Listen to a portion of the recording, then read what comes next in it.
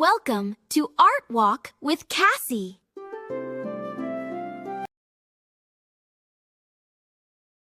Picasso once said, "Art is a lie that tells the truth."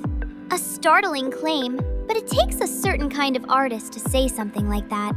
And Picasso was exactly that kind of artist. I recently visited the extraordinary Picasso exhibition at the Pudong Art Museum, where one gallery stopped me cold. Picasso spent the 1960s obsessively reworking Manet's The Luncheon on the Grass, producing over 27 oil paintings and countless sketches, all from a single work made a century earlier. Something in that painting never let him go. That got me wondering, what drove these two masters, both relentless rule breakers separated by 100 years, to rebel the way they did? And are there deeper threads connecting The Luncheon on the Grass, Cubism, and art from entirely different corners of history? Let's start with Manet. Edouard Manet, often called the father of modernism, had his Luncheon on the Grass rejected by the official Paris Salon, only to cause a sensation at the Salon des Refusés. Picasso later called him a lonely prophet who changed the entire course of art history with a so-called failed painting. One master paying tribute to another across a century. So what made it so scandalous? The French Salon had firm rules: perfect perspective, smooth shadows, invisible brushwork, idealized bodies, and clear narratives. Manet set all of that aside. The background woman is strikingly out of scale, as though she belongs to a different world than the foreground figures. The space feels flat, more like a stage set than a real place. The nude woman gazes straight at the viewer, indifferent to the men beside her. The lighting even shifts without explanation, with soft studio light in the foreground and outdoor daylight in the background. Two incompatible worlds, one canvas. Critics were merciless. This woman has no bones, no muscles, only skin. But Manet's rebellion was never really about technique. It was about conviction. He refused to follow rules simply because they were rules. He wanted to see with his own eyes and paint with his own hand. That is why we still talk about him today. From Manet, it's only natural to turn to the artist who admired him most, and that is Picasso. Pablo Picasso co-founded Cubism around 1907 with Georges Braque.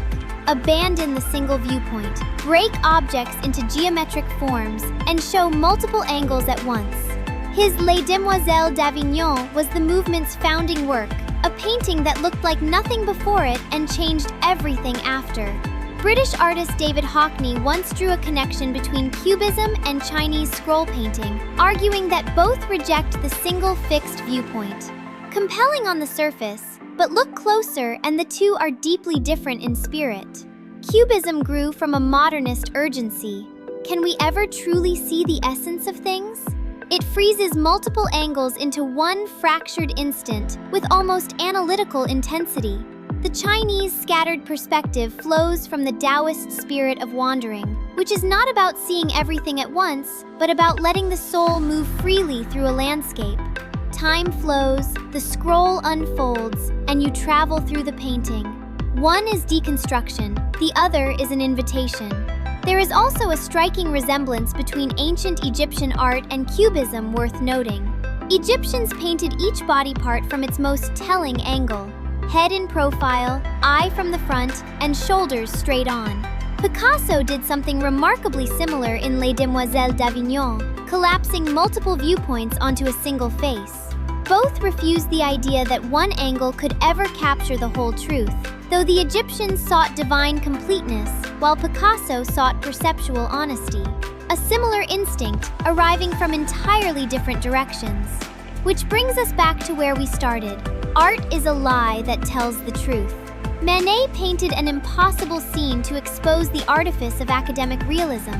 Cubism distorted appearances to reveal a deeper reality. And Chinese painting never once tried to look real, yet through that very honesty about its own untruth, it captures something no photograph can: that our relationship with the world is richer, more fluid, and more alive than any window or frozen moment can hold. As Hockney put it, photography turns us into spectators of the world. Chinese painting makes us participants in it. Perhaps that is what all great art does, depart from reality to tell a deeper truth about it.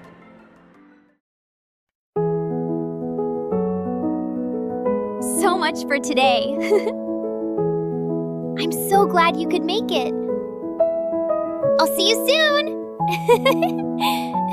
Take care. Bye.